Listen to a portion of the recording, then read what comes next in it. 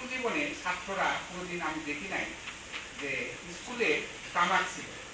বর্তমানে দেখা যায় যে একটা হাই স্কুলেও এই তামাকের ছেলেপেলেগুলা স্কুল টিফিন পিরিয়ডে অন্যান্য সময় রাস্তাঘাটে দেখা যায় তারা আড়ালে যে এই তামাক ধূমপান করে।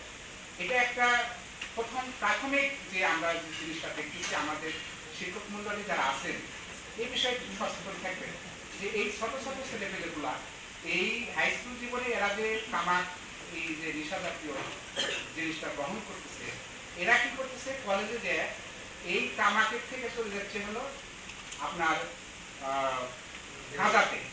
এই সিগারেটের মধ্যে গাঁজা পড়ে, এই গাঁজা থেকে তারা এক সময় দেখা যাচ্ছে যে গাঁজা থেকে চলে যাচ্ছে ইয়াবা, ইয়াবা থেকে চলে যাচ্ছে হিরোইনে। এক সময় তাদের জীবনটাই নষ্ট হয়ে যাচ্ছে।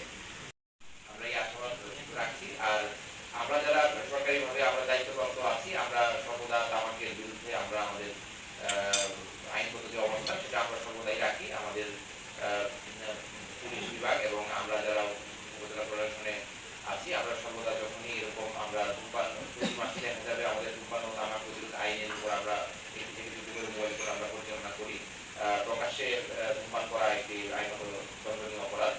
এর পাশাপাশি তামাকের যে প্রচার প্রসার করা এটিও আইনত দণ্ডনীয় অপরাধ। আমরা এই আইন প্রতি মাসেই আমরা মোবাইল কোড করি। সর্বোপরি তামাক একটি ক্ষতিকর এবং নেশাজাতীয় দ্রব্য। আমাদের দেশের মানুষ